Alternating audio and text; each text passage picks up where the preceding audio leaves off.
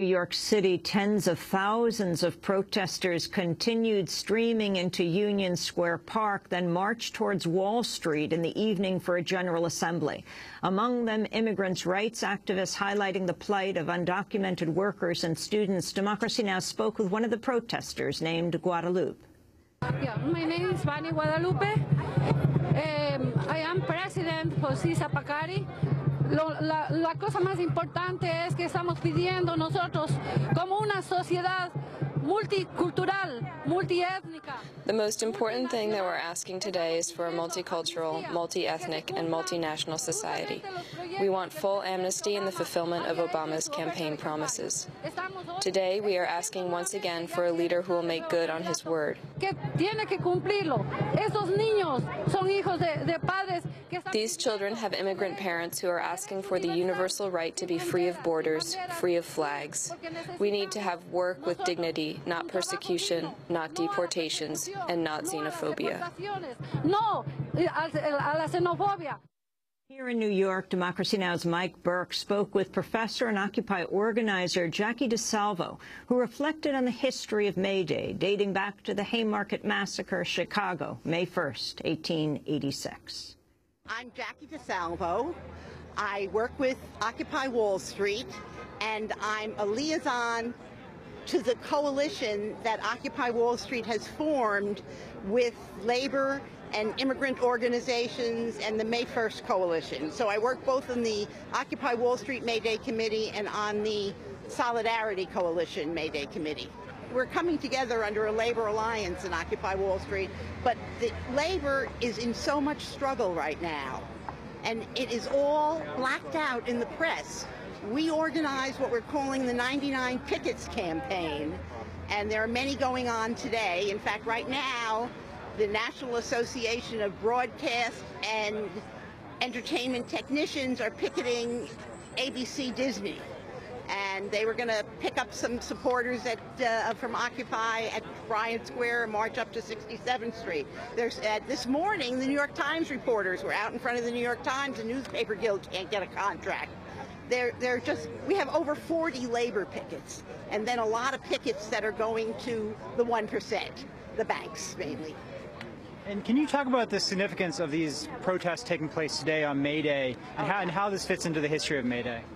Yeah, it's really great that May Day is being revived. I mean, May Day was at the heart of a different kind of labor movement and a different kind of labor tradition.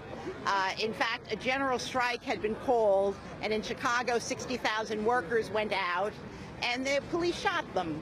And there was a demonstration to protest the police violence, and in that demonstration, what was probably a police provocateur threw a bomb, and the police shot more people, and then they tried and hung 4 anarchists that they'd probably been wanting to go after for years, and it was called the Haymarket massacre. A few years later in Europe, I think it was the First or Second International, I'm not sure, it was the 100-year anniversary of the French Revolution that European unions proclaimed May 1st International Workers' Day, and it's been celebrated around the world ever since, particularly in Europe and Latin America.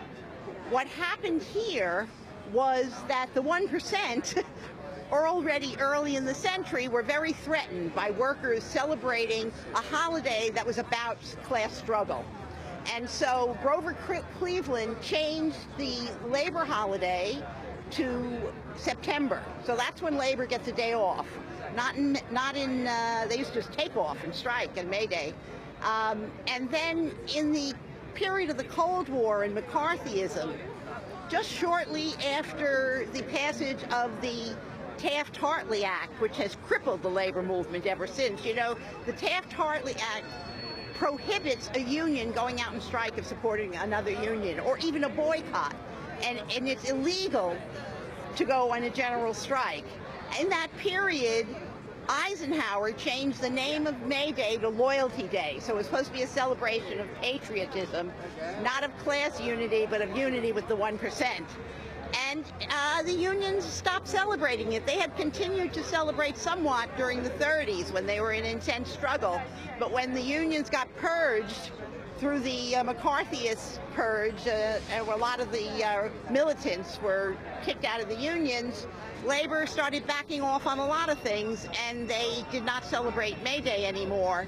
In 2006, Mexicans in Los Angeles, for whom May Day was a holiday, resented the fact that May Day was no longer a holiday for them, and they were in an intense struggle over threatened, I think at that point the laws were going to declare it a felony to be illegal. And so they called for a day without immigrants.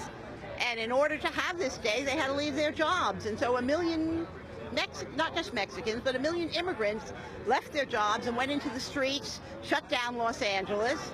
200,000 marched in New York City, many in Chicago, and Labor Day was back on the calendar. Baruch College English professor and Occupy organizer Jackie DiSalvo. In Union Square, we bumped into an entire baseball team, the Dodgers, well, the tax Dodgers, that is. We're a baseball team, and we go to bat for the 1%, not the 99%. We're the tax Dodgers, the best team that corporate money can buy. And can you describe what you've got here? Well, we got our full baseball team out here, and we've got all the best heavy hitters in corporate America who are part of our team: Verizon, GE, Citibank, ExxonMobil, Pfizer, Bank of America, Time Warner. You know them all. We're practically household names at this point. Then the tax Dodgers broke into song.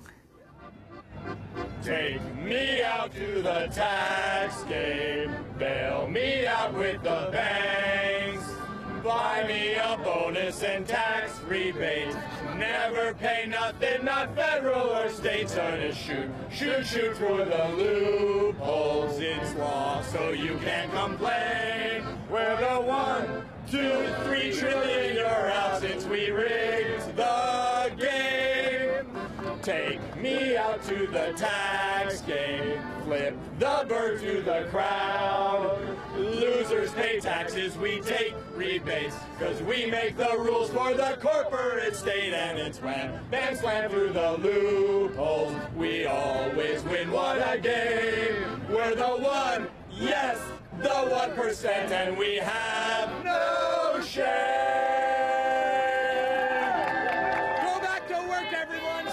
Over. Those were the tax Dodgers on Democracy Now! Here on Democracy Now!, democracynow.org, The War and Peace Report. I'm Amy Goodman with Nermeen Sheikh. Several major unions also participated in New York's May Day March. Democracy Now! Spoke to members of CWA, Communication Workers of America, TWU, Transport Workers Union, the AFL-CIO, and more.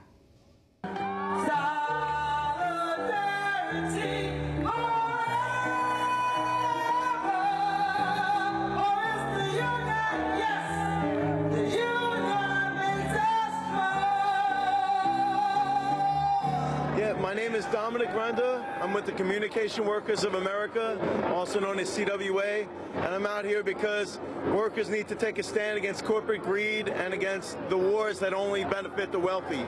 May Day means dignity for working people, and May Day started here in the United States, and it's important for us to recognize that. There's a lot of people who are unemployed, and they deserve jobs, and a lot of people that deserve health care, and they're not getting health insurance from their employer. Pensions are becoming a thing of the past. Unions are becoming a thing of the past. And the thing is that working people, we really need to organize, because without the unions, there would just be the very rich and the very poor.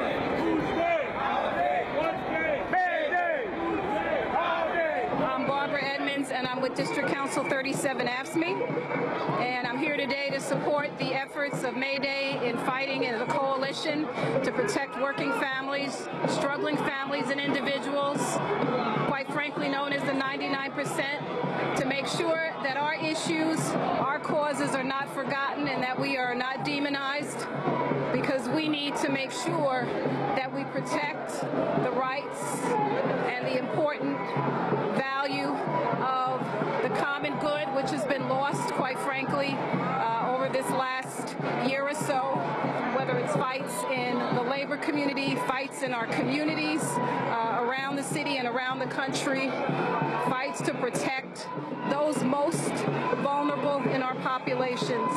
So this is a day that I'm very happy to be here with my union family, ASCME, District Council 37, and many of the labor unions, faith and community-based organizations across the city represented here. Marvin Holland, Transport Workers Union. I'm the political director. TWU has always participated in May Day since we've restarted it back in 2006. And we're happy to say that this is probably the biggest one we've had so far. We just want to get a decent contract with perhaps some cost of living wages. We think it's time to turn the tide on the constant concessionary contracts that have been happening to state workers throughout the country. My name is Beresford Simmons. I'm with the Taxi Workers Alliance. I've been driving a cab in New York City for over 40 years. And I'm here today to support the workers because taxi drivers are some of the most exploited workers in New York City, and we need some attention from the authorities who are abusing us. My name is Linda Harrison. I'm with TWU Local 100. I'm here today for workers' rights. I was one of the laid off workers, and I just came back to work the end of March, the last week in March. It was almost 2 years when we were off, and I mean, we found money that MTA had that they could have kept us on. The services that they cut was unnecessary, and this day is a day for us to come out and unite as one. All the unions are here. Everyone's being represented, and we just want rights. We just want equality. We don't want them to give us anything. We work for whatever, for our checks. They don't give us we work hard. We have, sometimes dangers on the train. We have different situations where our lives are in danger, and we still have to deal with it. We have to come back to work, and we have to, go through different things and trauma and all these things like that. And we just want them to just pay us for what we give back, what we give to them, our experiences, the skills that we have and things like that. Like we're not dumb.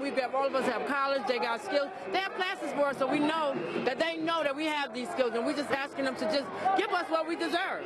My name is Fitzroy. We are part of DC 37, Local 768, healthcare workers.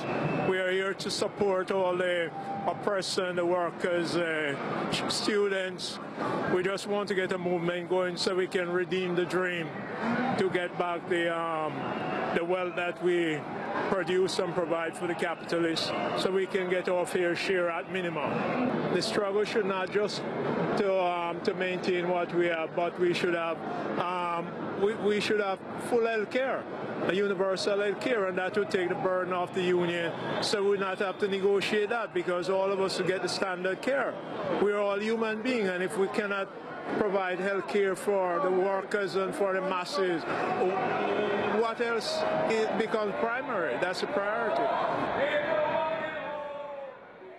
Some of the voices of organized labor at the May Day rally in New York.